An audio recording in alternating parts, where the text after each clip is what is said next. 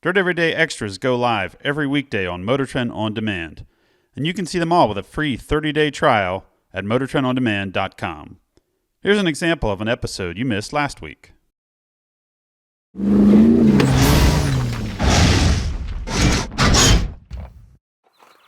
Hey Dirt Everyday fans, this Dirt Everyday Extra I'm going to talk to you some more about the Avalanche. You guys remember the Avalanche? This thing's been around since 2003. It was an ultimate adventure truck in 4-Wheel and Off-Road magazine, and then it was driven by a bunch of different people and abused, and then it was parked. I bought it from the company, and then it was parked some more. And then earlier in 2017, we decided to revitalize this truck and bring it back to life. And Dave and I worked on it like crazy, and we took it to Idaho to go snow racing, and in a matter of 4 hours, we destroyed it again. We bent the frame, we smashed the B-pillar, we smashed a bunch of doors, and it was pretty sad. And it has been sitting here again. So I reached out to all of you and I said, what should I do with the Avalanche? And I had a lot of really good ideas. A lot of people said I should put a square body truck or Suburban body on it, and I kind of don't want to do that because I really like the newer body style of the Avalanche. And then some other people said I should strip it all out, or other people said I should restore it back as it is. And so I was kind of like, well, what am I going to do with this truck? It's really cool. It's got an 8.1 liter big block. It's got a 4L80 automatic transmission, Atlas transfer case, Dana 60 front axle from Dynatrac, corporate 14 bolt in the rear, custom bumpers by the guys at Fabworks, custom suspension all around. We used to be independent, and now it has a solid front axle, has these big ARB intensity lights, has an ARB air locker in the rear 14 bolt. So it's got all this cool stuff. It's just kind of beat up right now. So I was wondering what to do when a friend of mine bought a Suburban.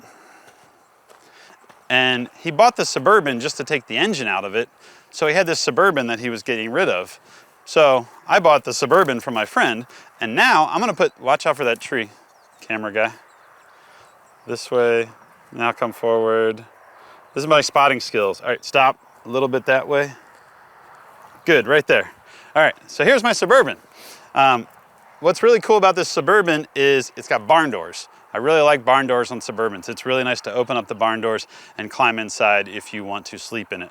So I have this cool, it's actually a Yukon XL. This is the GMC version of Suburban, but it's pretty clean. Kind of looks like a Secret Service truck because it's all black, except for the wheels. And it has no engine, no transmission, because all that stuff's been stripped out. And the cool thing is the Suburban bodies share the same frame as the Avalanche. So in theory, I haven't actually done this, but in theory, I should be able to unbolt this body and bolt it on to that frame. Now, I told you before we had damaged the frame, and a lot of people have looked at the frame of the Avalanche and said, you can't fix it. Well, hogwash. We're going to try and fix it. I figure it's already got all the suspension work on it. It's got the engine transmission and transfer case in it, and it's got the big axles and the big tires and everything. So I'm going to pull the body off of the Avalanche, and we're going to try and beat that frame back into straight, whether we have to heat it and beat it or stretch it or cut and put a new section in.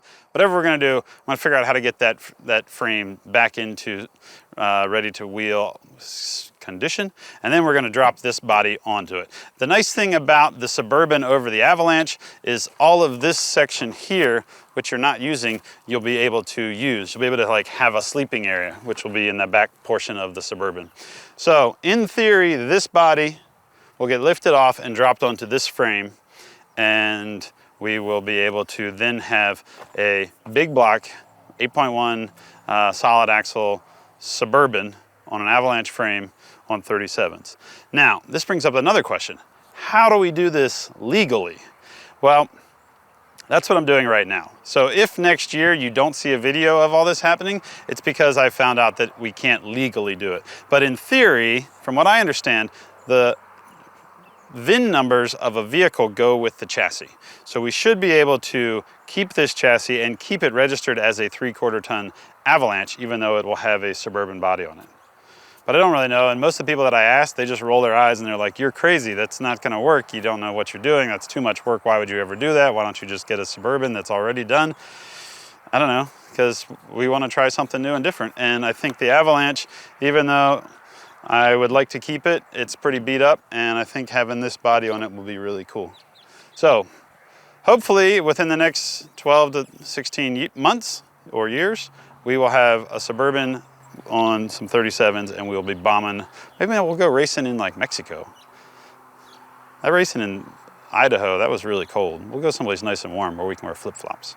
That's it for Dirt Everyday Extras. Here's a little update on the Avalanche.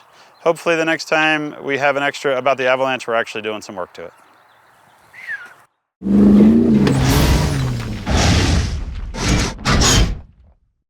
If you need more Dirt Everyday Extra, go sign up for a 30-day free trial right now.